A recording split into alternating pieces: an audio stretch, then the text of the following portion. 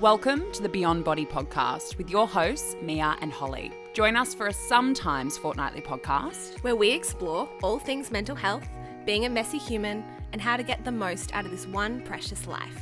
and all the ridiculous stories in between. Welcome back, everybody. You are in for a warm, fuzzy, love-filled listen today. Last time Holly and I recorded, we were obviously talking about the power of female friendship, how it has saved us, made us who we are, been such a source of joy. And we wanted, as an extension of that, to interview our best girls individually. And I'm so happy to share my chat with my best girl, Josie. Many of you will be familiar with Josie if you've been around here for the last 10 years, not only because we've been best friends for 32 years, really sisters for 32 years, but also because she is a phenomenal artist. She has a beautiful account on Instagram called Josie Doodles. And yeah, she's just unbelievable all the way around. I always say there is nobody on the planet like Josie Eadie. And we go into all kinds of things, the nature of our friendship, how we sustain it and take care of it, how we take care of each other, how we navigate different periods of our lives and not always being on the same page as far as where we are in life. We talk about the whole concept of female friendship and how and why people might be disconnected from it and how to reconnect yourself to some of those opportunities to invite that back into your life or have it in your life for the first time. There's even advice about where you might be able to seek that out, from baby steps all the way to like being really brave and throwing yourself in the deep end. It's just a really beautiful chat. And, you know, this kind of friendship is something that I hope for everybody. It's something that I'm so proud of. It's, you know, one of the most valuable things that I cherish in my life. So to get to share it with you today is really, really special. Enjoy, settle in. There's no video component. It is just audio for the chat because we recorded in my apartment and we just wanted to be relaxed and sit around like we do when we have our monthly sleepover as if we're still 6 years old. So enjoy it. And Holly's episode with her best friend will be out in 2 weeks from now. So look out for that. So Josephine Eadie, we are here together. The people can't see us, but they can hear us. We're not doing video because this is quite intimate as it is. It is. Yes. Yes. There's close proximity happening here. Yes, where Josie's currently sitting on my lap. She's straddling me. I'm kidding. The reason I actually start joking about that is because I put up a random Q&A on my Instagram last week about recovery questions. And one of the questions, I can't believe I didn't send you this. Yeah. One of the questions I got was, what exactly is your relationship with Josie Doodles? Show it to you. Oh my God, scandalous. I know. My goodness. Not even like, what's your friendship? It was like, what exactly is the nature? It felt very like cross-examining. That sounds like a tabloid headline in the making. My goodness. Oh, well, you know, let's keep the mystery alive. That's right. Which we're just about to absolutely not do. Absolutely. So wanted to obviously have a chat to you today because Holly and I had discussed getting together with our best friends to talk about the importance and power of female friendship. Love it. And there is nobody else who I would talk to about this because it's been, I think it's our 31-year anniversary this year. It is. Last month. Yep. Yes, because we met in kindergarten, First which day of was kindy. right at the start of the year. Yeah. So easy to remember. And obviously yours is the longest friendship I've had, but particularly I think you and I both have a really strong appreciation of female friendship because of all the different female friendships that we have. But certainly I consider you a core relationship in my life. And Holly, I know, shares similar experiences with the women in her life. And so I guess we just wanted to get into what it is that makes that dynamic what it is, because now more than ever, we know, particularly post-COVID, that the rates of loneliness and the rates of isolation are really increasing, more so amongst men, but we are seeing the stats catch up with women. And a lot of what I actually see and hear on social media when I talk about my female friendships is a real lack of, and quite a lot of shame that women carry about not having core female friendships. And I'm not using the term best friend here because I think that we can then start to get into like different categories of friendship, but like that core, close, intimate female friendship. Have you noticed that? Like, people discussing that more? have not noticed people discussing it. I learned about that through doing the doodles. That's an account I have where I upload some little cartoons and things, not so much anymore, but I would send out, my goodness, post drawings with a caption about turning to the close friends in your life. And I particularly am aiming at females here, I guess. And people would send me private messages saying, hey, I actually don't have like a close friend in my life or someone I can turn to and be vulnerable with. How do you suggest going about that? And I was quite shocked, and I don't want to sound ignorant, I guess, but I didn't realize that people maybe didn't have the opportunities to find those or grow those friendships, or maybe those friendships were just had fallen apart, which is quite normal, and that there's nothing wrong with that. I am hearing from a few people that they maybe don't have quite the same experiences as others with friendships. So yeah, I know that's all still a bit new to me. Yeah. But, Yeah. I definitely experience it in client work as well when we're working through kind of like the connection and help seeking aspect when we're looking at people's support systems. And I do notice quite a lot of my clients in their 20s and 30s reporting that they just really feel like they have a lack of female friendship, that there has either never really been a strong like core support network of female friends, or as you say, like it's been lost along the way, either because people travel or they grow apart or they move overseas for an extended period of time and they just get out of like the routine and the rotation of their, old friendship groups or whatever. But I think that obviously one of the reasons why I thought our conversation would be helpful to people is because we've known each other since we were 5 years old. We're now 36, about to turn 37. Yes. And we've been through so many different iterations of our lives. We've been through so many different growth periods. We've been on totally different paths to each other. We've lived overseas at different times. We've had, periods where we've both been single, where one of us has been partnered. You now have the most fantastic creature on the planet for whom I am even more grateful for your existence, because you gave birth to Nina, who is now my second bestie. And so we've been through all these different iterations, but have somehow been able to not only maintain the closeness, but I think even like grow it even more. So I sent you a few questions, and obviously I've considered them as well, which, I want to explore what it is that has made that possible, because the irony of our friendship is that we're actually both very relaxed, casual people when it comes to... Oh my God, it's all starting to probably make sense now. Yeah. Right? Yes.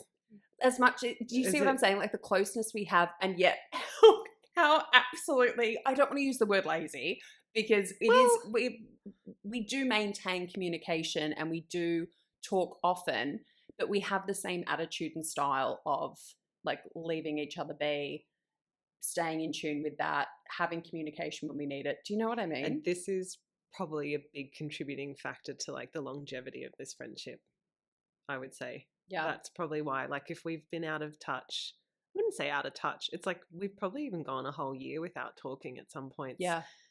And then it's like, hey, I'm back in Sydney, let's meet up. And it's just straight back to being dickheads again. And, yes. And completely being honest and vulnerable. So what are 3 words that you'd use to describe our friendship? What comes to mind for you?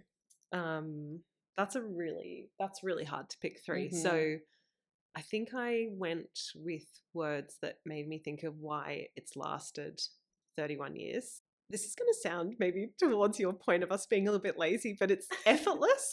Yes. And by that I don't mean, oh, thank God, like we don't have to do much. I feel like I just gravitate towards you, like there's no sort of effort to find time, no matter how busy life can get. There's no, it's not, oh, okay, like when can I make time? I cannot wait to squeeze in any possible minute with you.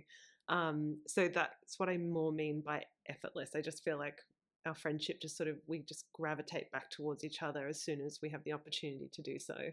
And also, okay, the other one I'm going to say is just pure and utter joy. Yeah. That's when I think of our friendship. I just think just joy, like so much laughter. Just honestly, I don't think I've ever been such a like dickhead with anyone else as much as I have been with you and continue to be so. And obviously, you know, by dickhead, I don't mean being an asshole out in society. I just being your complete weird, unfiltered self. And I don't feel any self-conscious feelings or anxiety around that. And it's just raw and honest. So honest. Sorry, that's my third word. Honest. Yeah, that's the one we overlap on. Yeah. What about you? To reflect on yours, I really like effortless because I think that's the word. Like when we're trying to think of how we sync up in our communication styles, I definitely think that effortless is absolutely the way to describe it, because what's funny is that, yes, we've gone periods where we haven't spoken like in our early 20s or late teens, like going to uni or going overseas or whatever, where we go long stretches of time not speaking to each other. But then as we've gotten older, like we send each other voice notes every single day. I say to you, I listen to your voice notes like they're a podcast. Like I will literally go back and re-listen to them in one huge chunk without me interrupting with my voice notes. So we found like a style of communication that works for us that is still effortless, even though it's every day. Yes. You know? And oh my gosh, have we gone through the different eras of communication? We've done landlines before mobiles. This was before mobiles, I think, even actually existed, at least for the regular consumer. I think we've done faxes. That was like our really cool tech way of like sending something really fast to each other. Emails, Facebook, probably statuses, I would say. God, only the millennials will probably catch on for that. Mia Finlay is. And missing Josie. And now voice notes. My gosh, I just want to stress how good voice notes are. If you have a friendship like that with someone, jump on and just send each other voice notes. Yeah. It's so good. Yeah. Without having to make that time in your day to like pick up the phone and have a like live conversation. You can just be like, I'm having a really shit day. And the amount of them that I've listened back to, like I was going through a dating situation back in January that was very like love bomby, gaslighty, getting lost in the fog and the source of someone else's crazy. And the amount of your voice notes that I listened back to, like to re-ground me and be like, no, she's right. No, yep, that how I felt yesterday still applies. That this voice note I will still apply tomorrow and in 5 years and 10 years. And how good is that? That it's recorded so you can like go, what was she saying again yesterday? Like I might have felt a bit emotional or whatever. I'll listen to it again. Like how awesome. You can just replay it. Yeah. I like want to go and get like our greatest hits and literally like just turn them into one long recording that I can listen to like a morning meditation. Text him back. Don't text him back. You're like, you walk around like the goddess that you are. And I'm like, yes, I will, even though I can't get out of bed with endo. But when I can get out of bed, look out world, I'm on my goddess walk. But the one that we lap over with is honesty, like total honesty. And I have said always, like if anybody has been watching my channel for long enough where I have spoken about some of this stuff more in depth, I have often said like the thing that I value about my friendships the most, one of the key elements that I look for in all my friendships is they can tell me the truth, whether it's the best, most positive, wonderful, gleaming thing, or it's something that I really need to hear that I probably don't want to hear. And I feel like you have delivered that many times over 31 years where I will be talking and a face will just appear and I'm like, oh, I'm about to get it. I am about to get it. I mean, and you're always right. My timing though. I'm not going to be honest necessarily just whenever. No.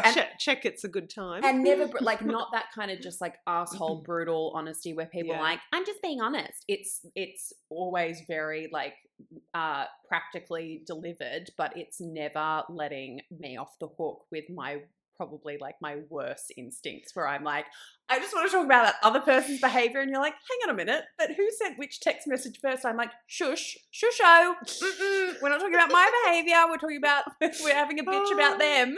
And you're like, well, context matters. I do love those memes you always see on Instagram about like two best friends just reaffirming each other's toxic traits or terrible, what would you say, like ideas or opinions on things that, totally.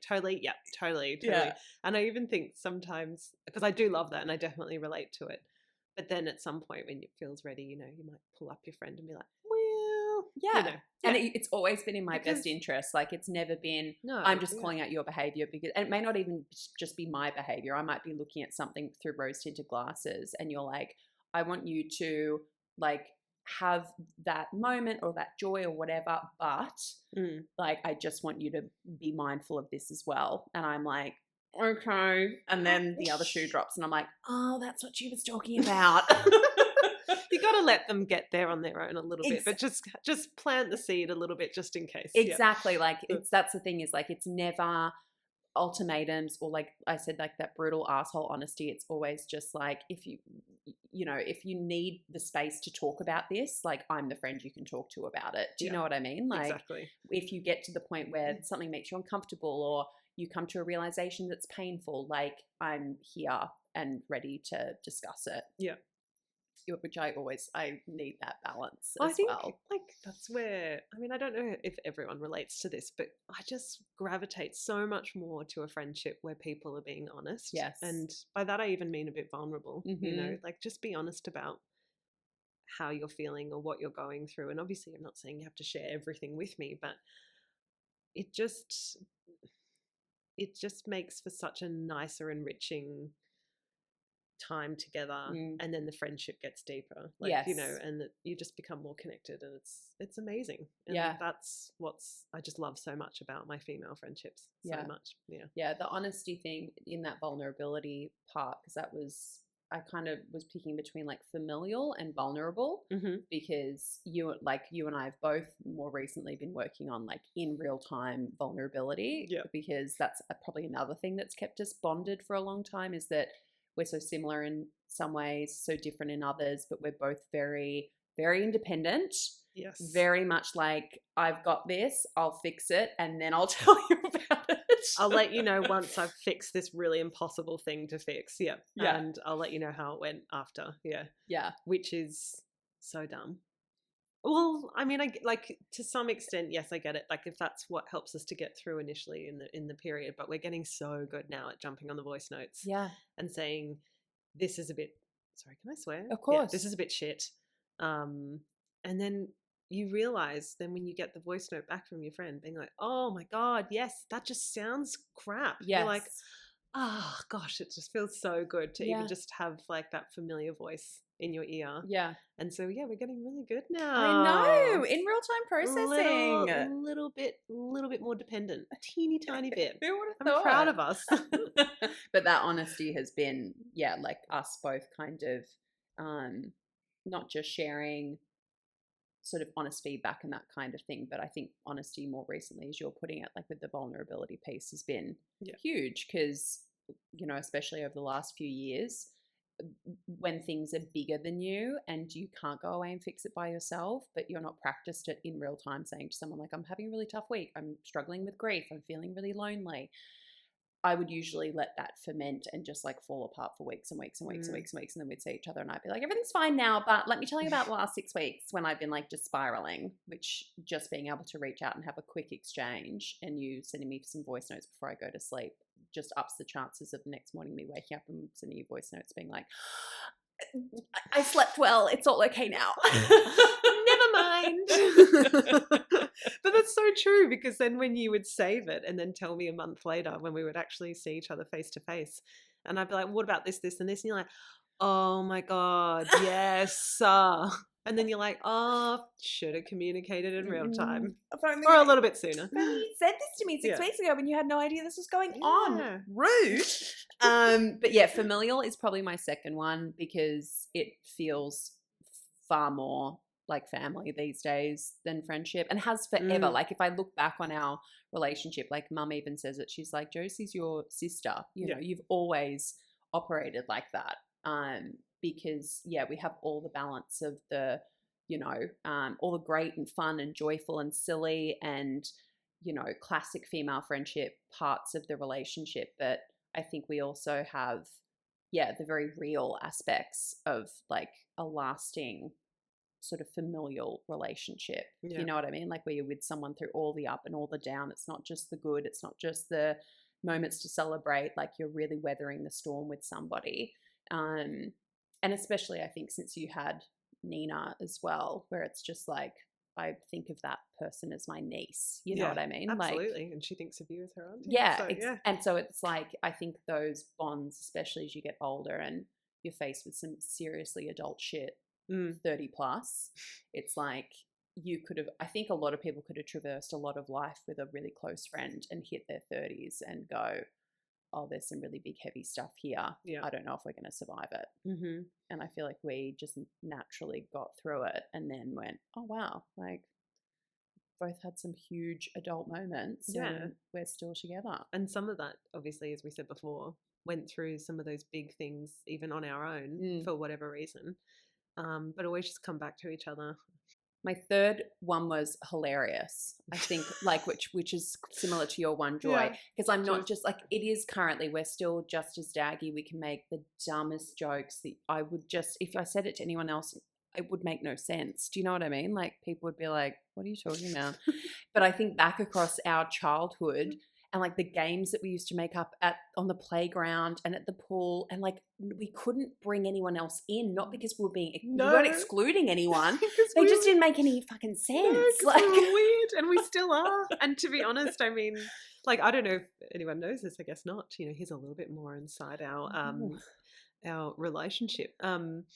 We do sleepovers, so I come over to Amelia's house probably, whenever I can, once a month, once every 6 weeks, and have a full-blown proper sleepover like it's in primary school. And I feel like, yes, okay, we're not 6-year-olds anymore, but the humor is still somewhat just that, like you said, just that weird kooky humor that we have between us. And we always end up just in fits of laughter at 2 a.m. before we're like forcing ourselves to go to bed, just like you would have at a sleepover, like, you know, as kids, as we did as kids. Like, And even like, I think it was only a few months ago, we watched the remake of like The Little Mermaid together, which we would have seen 1,000 times as kids, and now to watch that and just, we weren't fans, just as a spoiler. She was great. What's her name? Halle Bailey. She was fantastic. The movie was, okay. We didn't love the production. Subjective, yes. Yeah. But let's get cancelled. We're for the hardcore cartoon fans that watch that movie probably like 8 times a week. So maybe Look, that's unfair of us. I loved Beauty and the Beast, and people hated it. I think it's a very hard thing to make our generation. I loved it. People hated the live action. People hated it. Okay, they hate all of them. That's on them. They hate all of them. Was fantastic. Like Aladdin, and I mean, this is a whole different podcast topic on its own. Yeah. Okay. But yeah, she was phenomenal. The whole production was just Yawnsville.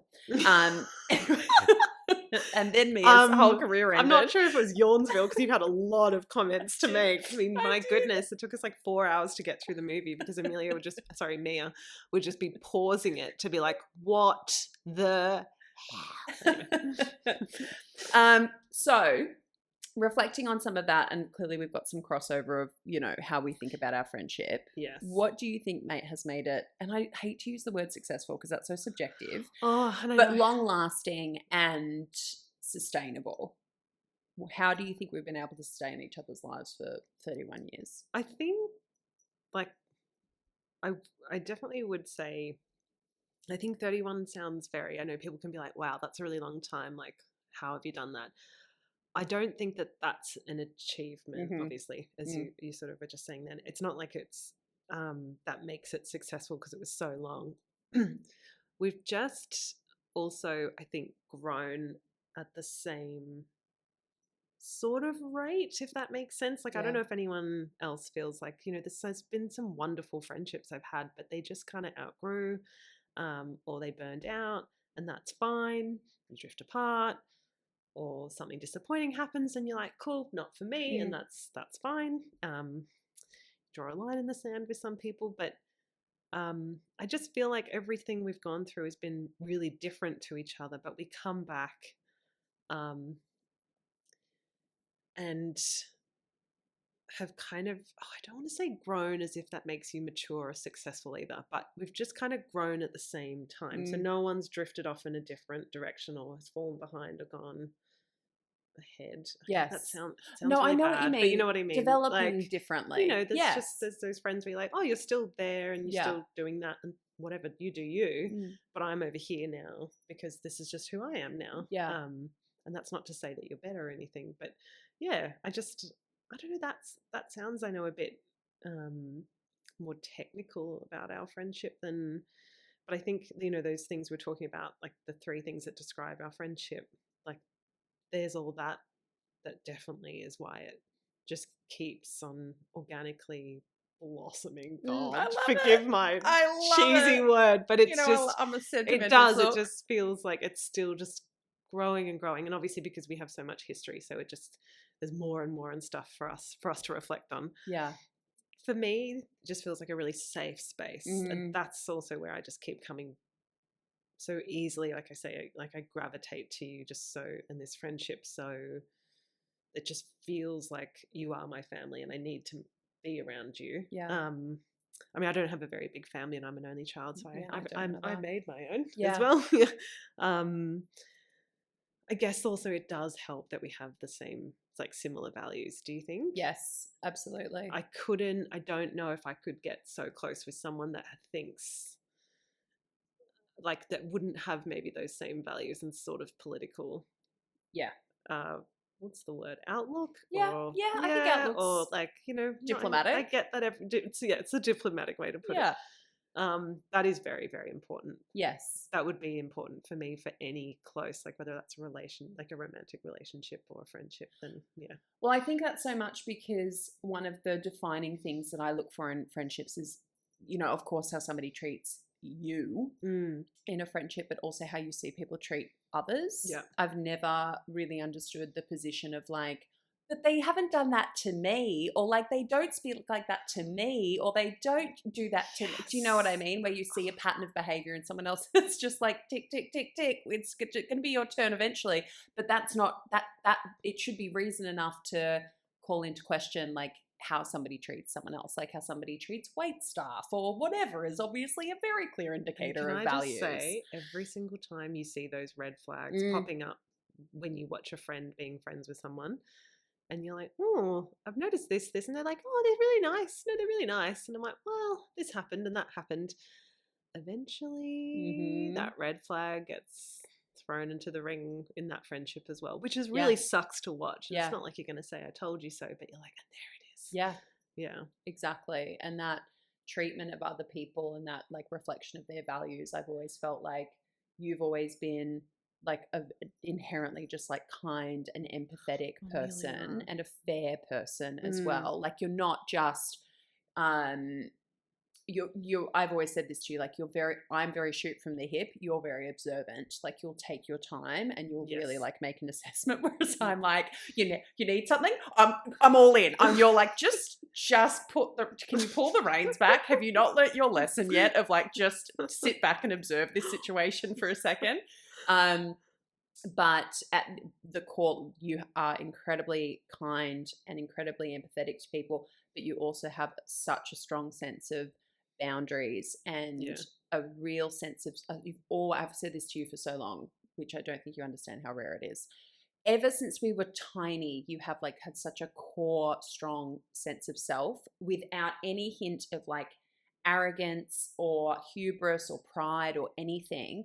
It's just this very anchored person who, when I look at like the through line, I feel like I've been on like a friggin' like tilt-a-whirl in terms of like all my eras of my life and who I've been, and you are just this very solid anchored person. Like obviously you've grown and developed and changed, but that core part of you has always stayed really consistent, which is what I love about like the ways that we're the same and the ways that we're different, because I've said to you, like, if you could just bottle up that strong sense of self and that just innate sense of like absolute worth without it turning into arrogance or pride or hubris, like I would love bottles of it. And I said to you recently that I really feel like in my mid-30s I've entered more into that feeling. And I think watching you as an example and having you to bounce situations off or, you know, thoughts about myself or whatever, I think has like helped to navigate me further towards that thing that has just always come so naturally to you. Isn't that because cool? I had no representation of that in my life but you. Yeah.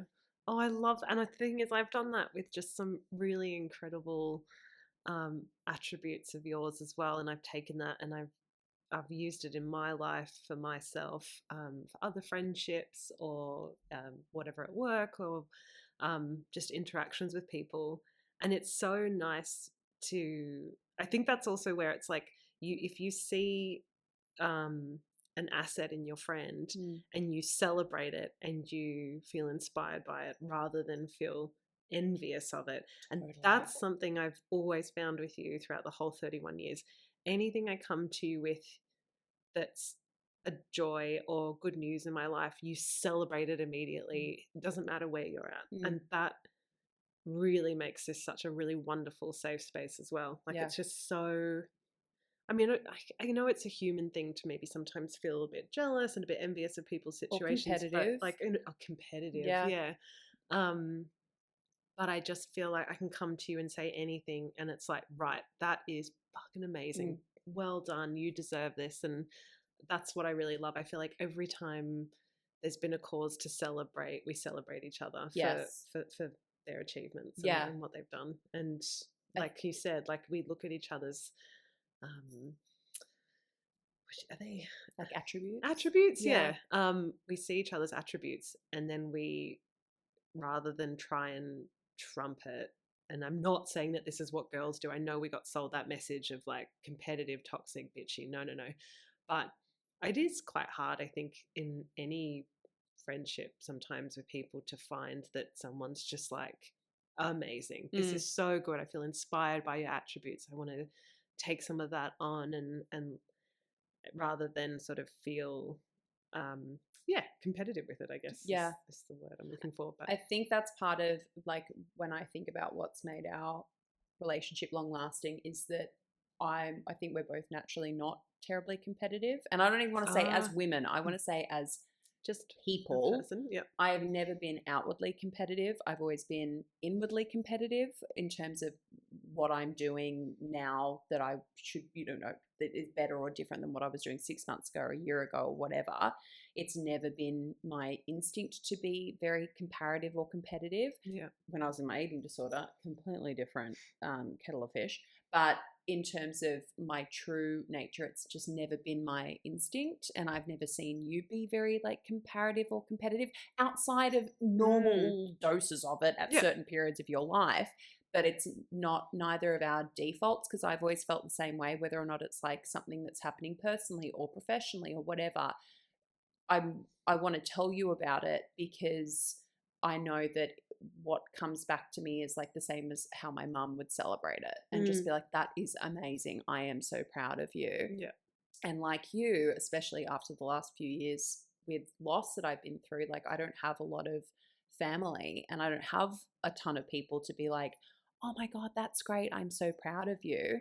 Or to just like hear what's happening or like a win or something exciting that's going on and just have it be like that unbridled joy for somebody else where like there's just nothing else in it, because as you say, even in the ways that I see your attributes and I'm like, I would like to be more like that, or I would like to emulate that.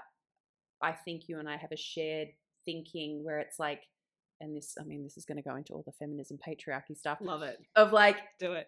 Give us a little bit and we'll all fight over it, versus my view, and I think I got a lot of this from my dad, which is, if you've got something, you can make more of it. You just have to find out like the process by which it was made and learn that process and then just keep making it, versus like focusing on fighting over the bit that you've been given.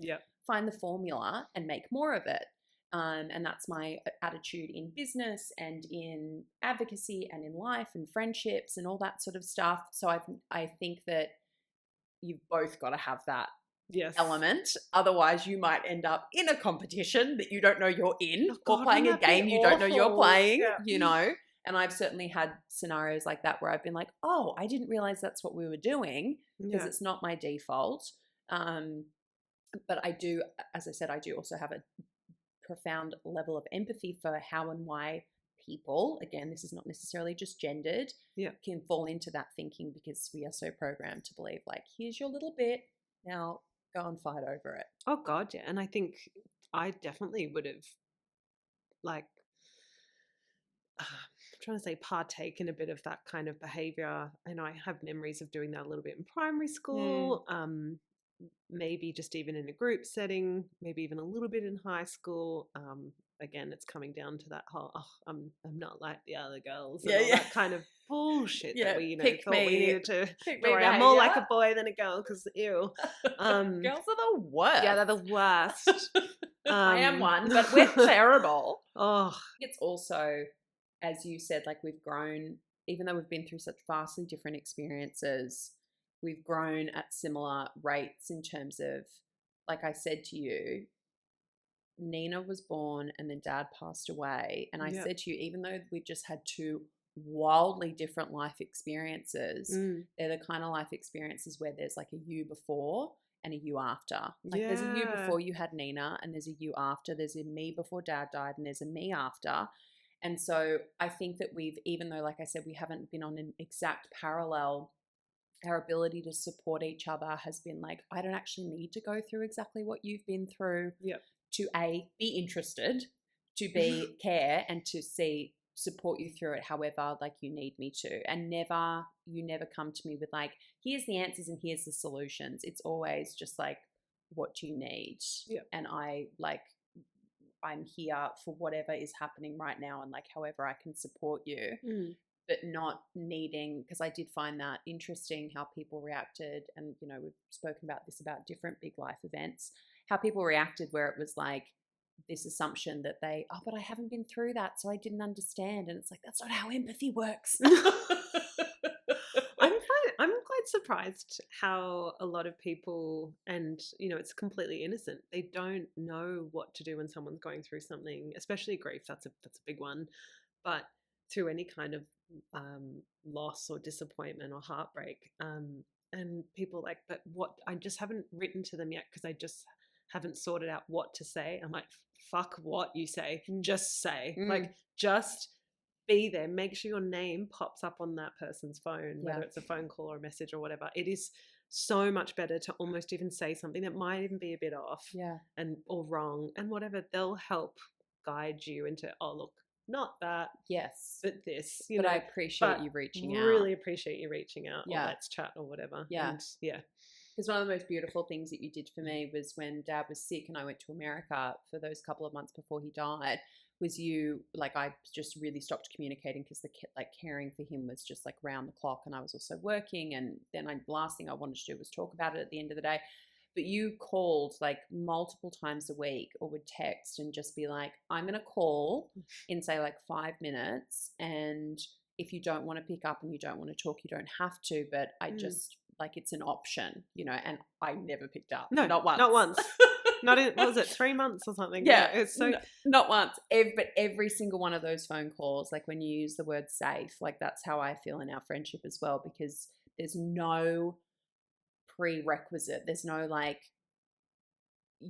there's no judgment. There's no expectation. There's nothing. It's just like absolute love and support, and it's like, and if that's what you need, there it is. But even if you don't utilize it, like, that doesn't mean I'm not going to stop offering it. Absolutely. And it was just it was great just to keep reminding you that way, like, I'm here. And it's important, I think, when people worry, oh, maybe I'm being annoying by calling and things. You're not. And the person will let you know. If even that's too overwhelming, they'll just say, oh, look, appreciate it, but that's too overwhelming for me at the moment. I'll be in touch. That was so powerful. That was a really powerful moment, I think, in our friendship, for me, for sure. So let's jump to the next one then. Why do you think female friendship is so important? I'm going to be, I guess this is what I said, I was going to make a bit more commentary on the other messages that what we've been conditioned to think is important. Is probably, I think, even why that you have to ask this question is probably due to the fact, which is what I said I was going to get to, is that we've been so conditioned to seek, I think anyway, and I'm obviously, God, a lot of people would be thinking this, but we've been so conditioned to seek the romantic relationship that we're even getting to a point where we have to now stress that these friendships are so important, and actually probably going to be more fulfilling than a romantic relationship, to be honest. Mm. I would say, I think, I get it. Like, people get married and they have kids and things like that. And so, yes, that is your new family.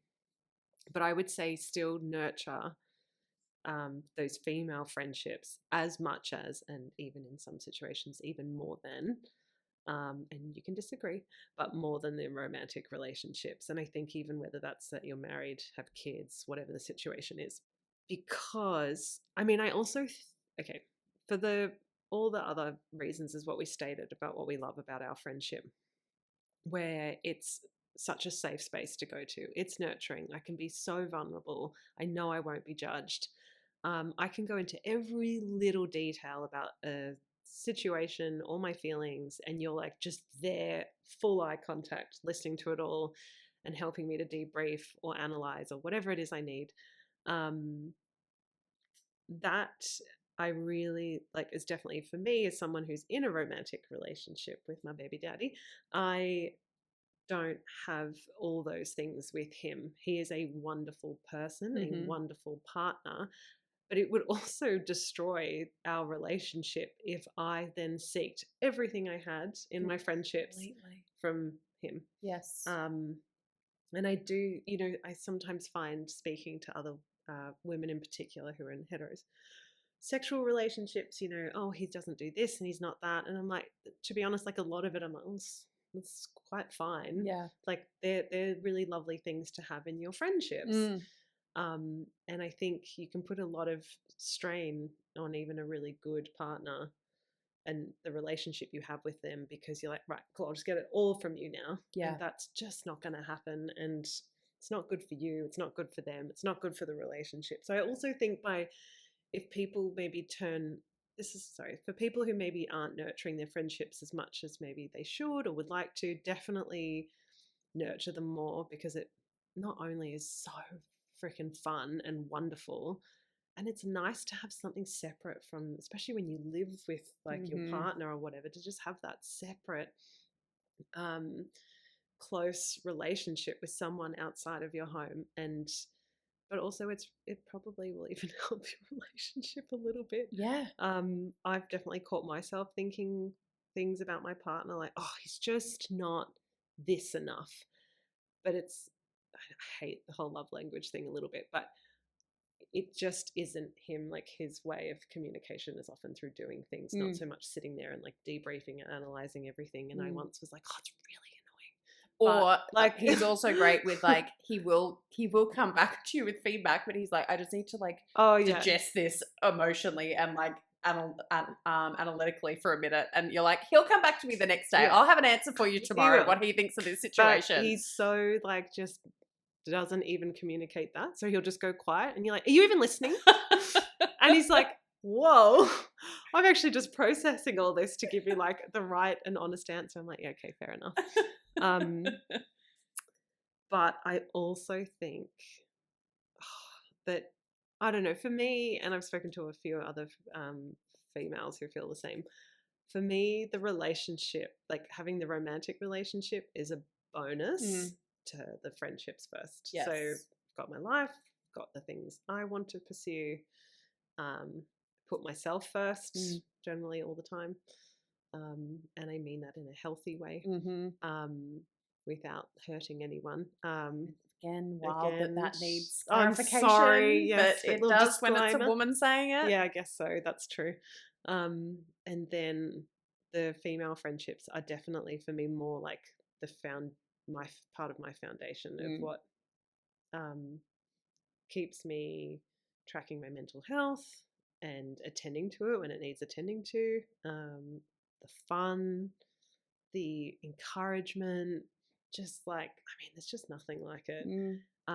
And so I think if we could just shift that kind of, the importance of finding someone who thinks you're desirable and wants to marry you and all those things. I just think it would be so nice if that was just like the extra thing. Yes. Like, it's nice and I get it, and it's human for us to want to pursue that, but seriously, there's just nothing like your friendships. They're just the best. I agree with you. One of the most core parts of having these friendships is like anything. If we put all of our sense of self in one basket, and that basket busts open, that's your whole sense of self gone. Your sense of self, exactly. Yeah, whoever that person is. Yeah. And we are so, as you say, whether it's by media, and our social media is like this over glorification of traditional, heteronormative relationships, which if that's your bag, fantastic. But conditioning means it might not actually be your bag. You might just think it is because that's what you're meant to be doing. Yep. It's kind of like diet culture. Is it something you actually want to pursue, or is it what you've been programmed to believe is your access to belonging and safety and community and happiness and self-fulfillment and self-actualization and all of those core needs that we have as human beings? Because I think there are so many people who end up believing that they're going to find all their validation and all their affirmation and all of their core needs being met by this other person. And I mean, first and foremost, that's not even, I think, accurate to say about your friendships, right? Exactly. First, we've got to teach people to be that for themselves, and then to use their support system as backup for when we maybe aren't as skilled in an area where we turn to ourselves and go, oh, actually, I don't know how to do that. Or actually, I'm extremely overwhelmed. Or my mental health is not in a great place. I need my people to back me up here. But if you have all of those eggs in even like one friendship basket or one family member or a partner, then it's a really, really tenuous situation you find yourself in when that person, for whatever reason, relationship breakdown, loss, whatever it is, COVID, being separated across state lines or whatever, when all of your sense of self and all of your coping mechanisms and all of your access to affirmation and validation is all sitting in that one basket. But I think, as you said, the conditioning is that we put it in the relationship basket. Yeah. And then you see these people come out of those relationships going, where's my life? Where are my people? Where's my support system? And it's because, I think conditioning has led them to thinking, I mean, look at every rom-com of all time. There's a reason why the last scene is when they get together, because everything after that is really complicated and not perfect. And it's what you're describing of like, they could be the best guy ever. No single human being can be everything to someone. And then they're all suddenly at the end of those films, the woman's in the overalls painting the baby room with the partner, vomit, belly. Vomit. Yeah. Oh.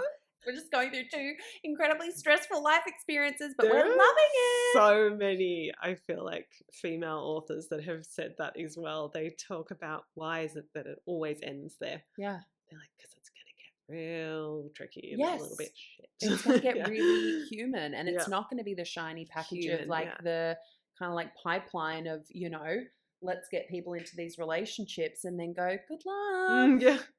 All the cameras are packing up. Good luck. It's like they'd even do it on reality shows. They're like, wedding, bye. I think we're going to pay for counselling. I'm not sure, but you're definitely going to need it. But yeah, it's I think that the core of why I really encourage people, like I said, a lot of the work that I do with people is about like help seeking, support systems, finding friendship, finding connections, fostering that. A lot of it is because of the framework of my life. Like, I know what my life is like when I have that robust kind of friendship support system, and what my life is like without it. And it's just like, it's a no-brainer. Yep. It's worth the vulnerability and the putting yourself out there and seeking out those connections, or even maybe re-establishing connections that you think are lost, or that you think are maybe you have gone through a tough time in a friendship, or it's just drifted or whatever. I say to people all the time, like, don't give up on it. Like, don't write it all off. You don't know, you could have somebody else. And I've gone through this with friendships where the other person has been like, thank God you reached out. Or I've said, I thought about reaching out to you I went through this in the last couple of years with like an old school friend, where at the exact same time we were like, I feel terrible. I want to reach out to that person. Oh no, she wouldn't want to hear from me. And then our mums ran into each other. Love it. The universe had to step in. Right? Like organizing play dates for us when we're in our 30s. How sad. But yeah, to never just fully cut the cord on something that could be, don't think that maybe you've got to go out and start completely fresh. There could be someone missing you or thinking of you that you haven't even considered. Absolutely. Gosh, that is so true. Just don't worry and don't have any ego. And that can even be in like a new sort of after having my daughter, and then, you know, I'd hang around in my local area and I'd run into some other parents who are hanging out, and you get a little bit chatting, and then it's kind of like dating. I think we were speaking about this recently. And you're like, okay, I want to, like, this is the third time we've run into each other now and we've chatted. Like, I want to ask for her number. Like, I think this could be like a nice little local friendship. You know, you're in the same boat. And everyone just gets a bit nervous. And then a few times I just asked, and they're like, oh my God, I'm so glad you asked. I've been like working up the courage for the last 2 times that we ran into each other. Yeah. So it's like, what have you got to lose, right? Just go for it. Yeah. If they don't want to, they don't have to. Yeah. Or they can make it fizzle and be distant, and you'll get the message. And then it's just great And practice for then dating, whatever. which is the It's most a important great- thing on the which, planet. guys, that's what we're really working up towards. Romantic relationships. Oh gosh, That's yes. part 2. That's part 2 is psych. It's actually way more important to get the D. Why did I say it like that? It's very heteronormative of you. Very, very, very. I'm just gonna like totally take over here and ask you a little question. Sure. I did get asked when I had people commenting on my doodles or reaching out to me in the DMs about they would say how can I go about finding like the kind of female friendships that it sounds like that you have. Yeah. And I was like, oh, because I guess that can really come down to like where you live. Is in like city versus living rural. Some people even ask, like, what about like hobbies? And some people are like, I genuinely don't have a hobby. I wish I had one. Yeah. But I just can't find something. I even would say, even it's like if that's baby steps for someone. I'm into, my little secret is, I don't even know if I've told you, I love like Harry Potter fan fiction. I love basically romance, fantasy kind of category books. Just love it. It's definitely something. I'm learning something brand new about you. So here we go. And it's adorable. I mean, like, there's the more mainstream one, like the Fourth Wing, and then it's got Iron Flame. Love those. But I'll even go in a little bit more of a sappy, smutty, the new word I've learned, which is big in the romance fantasy community. Fantastic. Anyway, I've joined a Facebook community group. Yeah. And it's really nice. Yeah. You can even find just a little tiny thing you enjoy. Facebook's maybe a little bit too old for some of the younger people, but honestly, jump on and join even just for things like that. It's really nice to be in a little group where I don't partake, but I love watching.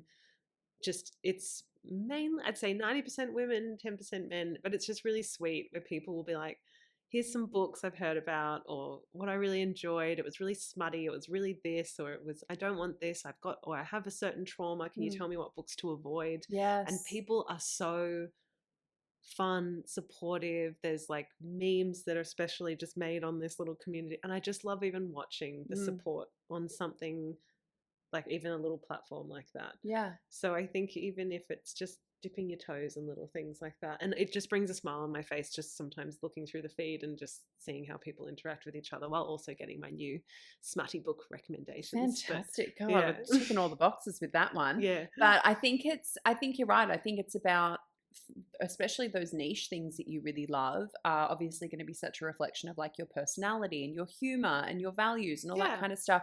So the more niche it is, I think the better it is, you know, like even like, you know, I'm a huge Swiftie and I started Are you really? Did you go? I've made 2 presentations that I've made Josie sit through, that literal slides, like a PowerPoint. Like full PowerPoint. Old school. Fully decked out music, transitions, the whole lot. But like even this little community of amazing people that I found on TikTok who were like Swifties my age from all over the world, where I was like, oh my gosh, this is just a totally different shared experience about something that you really used to enjoy predominantly by myself. Or I mean, obviously we talk a lot about recovery, so I want to be mindful of like what I'm recommending people go and do, but I can give personal experiences of like I'm part of like a hiking group for women, and I've only gone on 2, but they were great. They were amazing. What, here in Sydney? On Facebook. Oh, cool. It's amazing. And it's like women who are like a few weeks out, they're like, we're doing Ku-ring-gai National Park, or like we're heading down to here and we'll meet at this time and bring all, this is the kind of level of difficulty, and bring this kind of equipment. I went, oh, they got to go easy ones. Big surprise. Baby steps. And that was a bit intimidating, you know, the first time I went, but it was great. And it was really just because I was like, I really want to do this hike, but I want to be safe because I'm a woman in Australia and I can't go and do things by myself the way that a man could. Love that for us. So I just wanted to do it. And I was like, well, okay, well, these people already go hiking, so I'll just go with them. That's great. Is so cool. And then it was just, we like had some lunch afterwards, and it was just a nice time. I mean, I wasn't in search for like my, you know, platonic love of my life or anything, but it was just a really lovely way to spend a Sunday doing this specific walk that I'd wanted to do. So it's like anything that is worth doing. It's going to be a bit scary, but if it's scary or anxiety inducing, it's probably really important to you. Yep. So it's worth giving it a crack. Yes. And I think even things like what you're talking about after COVID, things that used to be a little bit niche or even like a little bit daggy, like a book club or something, there are so many more of them around now because COVID necessitated that kind of connection. And they've kind of lasted, where people, I think, unlike our generation, like it's not that cool or common these days to like go out and get blasted and go out and get really drunk. And like, that's not the only way to meet people these days. People are poor. Hello, like I would like some extra income to actually go and get blasted. Anyone? No, I'm kidding. I'm kidding. I can't do the 3-day hangover. But like people are skewing much more towards things that are like their niche interests, and I think are much more open to connection. And you know, through these things, like I said, that I have niche interests that none of my friends are interested in. And sharing them with other people is awesome. So if you're in that position, there's probably a ton of people out there being like, yeah, I've got my other mates, but I can't talk to them about this. That's exactly what it is. Let's read some smutty fantasy together. Why I love it. Exactly. And I used to think, because I'm an idiot, I was like, oh, I'm the only weirdo who likes this stuff. And I'm like, well, someone didn't write it just for you, Josie. Mm-hmm. You have this little community out there, and they're all, I reckon, whatever you're into, like safe, please. But like, whatever you're into, there's going to be a community out there for it. And then it is so cool. So some people, even in this group I'm in for the romance fantasy books, only ever post anonymously because they're so afraid there might be someone else in the group there that knows them, and they're requesting a particular like type of book and what topics they want covered in it. And I'm like, yeah, man, you do you. But it's so nice though to even just read someone being like, I'm just really afraid someone else will read this, and this is just what I love. So if any and then there's just people there who won't be anonymous, and they're like, oh yeah, got a million books I can recommend for this, blah blah blah blah blah. And you're just like, how cool is it? Like there's no judgment there. Even though we've made it like a self-conscious thing in our head, it's just so nice to just go straight into these little communities and just be like, right, here's my people in this tiny little niche thing I enjoy. Yeah. And I think, you know, looking for things like, you know, when I'm working with clients of all ages where they're like, I just feel like my access to being able to like make friends it's just too hard for me to put myself in maybe a situation like what we've talked about. Education's a great one. Go and do a short course, go and do a workshop, go and do something where, you know, small talk's going to start, and then you're going to have that shared thing of like, what did they say about the homework? Did you get bullet point 2? Because I didn't. And then, suddenly you're having a chat, and then you have enough of those. And then you're maybe, like you said, with mums that you run into being like, actually, do you want to go and get a coffee or something? Yeah. But again, it's still going to require being brave. But it does, there are ways to get yourself into situations. Like our retreats, the last retreat that we did, 2 of our attendees are now like besties and like go out for dinner and stuff down in Melbourne. Gosh, that's cool. To hear about that was just like incredibly cool, because that was a, you know, core shared thing that they had was, you know, wanting more friendship in their lives. And I know that that's the case with some of our attendees in April. So to see people come together for one reason and then be surprised by like, oh, actually there's, you know, possibilities of building connection and friendship here that I didn't consider, probably means that there's other opportunities that are passing you by because you're not looking for those chances because they're scary, but they're scary because they're important. So go and do it. And it also the same as you shouldn't throw all the eggs in the basket, like you were saying before, with someone you might be in a romantic relationship with, and also same with friendship. So it's like everything I enjoy, I don't do with you, even though you're like my best friend. Yeah. I have multiple female friendships for different things, and I think, you know, sometimes I might meet up with one who isn't very vulnerable with feelings. They don't really talk about that stuff, but they're a huge joy to be around. We talk about the similarities, that the things that we do have. Like, for example, so I met one in Mother's Group. We talk about, you know, the parenting side of things and kids and assholes they can be sometimes, but sorry. You're not just meant to talk about what miracles they are all the time, Josie. It's such a blessing. 24/7. Oh man. Just going through a little rough trot at the moment. But you know, that's fine. I'm like, she doesn't like open up about sort of the hard stuff, and I'm like, but that's okay. She's a wonderful person to be around for the, you know, you can have different friendships for different things. So you can have your little niche weird interest of yours and have that little group, maybe make a friend there, or like the two women meeting on your retreat, and like that doesn't mean they're going to be the bestest of friends maybe for 60 years or anything, but how wonderful to just even have like a really small connection over one thing, or have shared one thing together. And it's that it doesn't have to become something huge or like 31 years of friendship. It's just that will just feed your soul, you know, and maybe give you that energy to potentially even take that into trying something new or meeting other people or giving you that confidence, whatever you're looking for. Beautifully put. I think that this has been like, Holly's done her interview with her best friend, and then we're going to come together and discuss like what we both sort of talked about in our separate chats, etc. So it's a 3-parter. Like, it's the first time we're doing a 3-part series, but I thought it was just such an important one to do because for so many different reasons, as like I think that's another shared thing that's made the longevity of our friendship possible, is I think we both view friendship in the same way, which that it is so foundational and so formative, and it's not something you like just take for granted, or as much as we say it's effortless, there is still a level of like commitment that it takes to maintain a friendship and keep a long-term friendship, and an amount of like mutual understanding and empathy and patience and all those things that every single, you know, long-term relationship requires.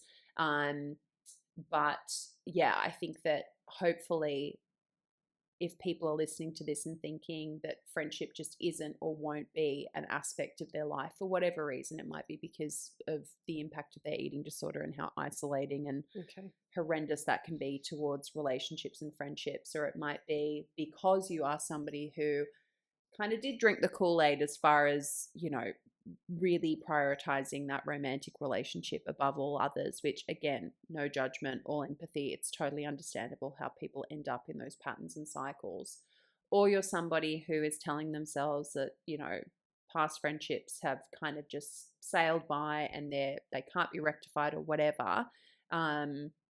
Or they're too scared to embark on sort of new avenues and connections to friendship. I hope that this just gives people pause as far as the role of female friendship in their life, and also maybe how open they are to exploring all the different avenues to being able to reconnect to it. God, I hope so. I just love it so much. It's just, I honestly wouldn't be in the state I'm in or pursue the things that like on my own that make me happy if it weren't for my female friendships. 100%. That's just, I wouldn't be who I am, and I wouldn't have, I think, like coped with the majority of things that I've been through if not for that core sense of friendship.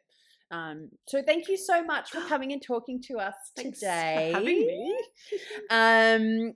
Do you want to let people know where you are, or are we taking a break from sharing the Doodle account? What do you mean? Well, like, can people come and find you? Oh, yeah, sure. Like, I mean, it's all still there. It's all still there. I don't know when. I think I last uploaded like maybe a year and a half ago, and I'm not sharing anything on the Insta stories, but even if people just want to have a little sift through, go for it. Well, there's still so much value to them, and wisdom and joy. You know, they might come humour. back. You know, she might be back Yeah. at some point, just having a little bit of a breather. Cause You're not busy.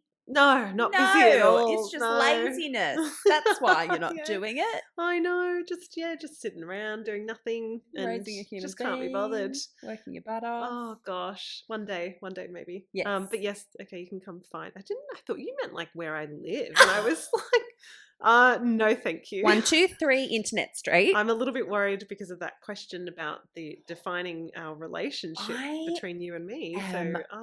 So I wish I knew who asked that. I have a million questions for them. I'm a little bit floored by that one. I am too. I'll show it to you. The wording is wild. Is it scary or excited?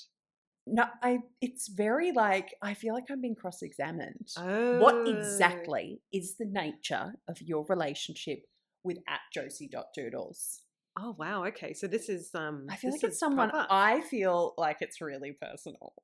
I feel like it's some I don't know. Okay. Oh my god, I can't wait when we're on our way. I wonder into the what city we're going and to be talk talking about. about. Let's come up with our list of suspects. So, thank you so much, Jose. A pleasure always. Love you always. I love you. I feel so good after. I mean, how nice just to talk about us and our friendship I for the know. last hour and a half or whatever. That's my heart is full again. We'll be back for the 50 year. Yeah. Oh yes. We'll be on holiday like Coming Bora Bora to or something. from Tahiti. Yes. Yeah. Thanks, We'll Jose. see.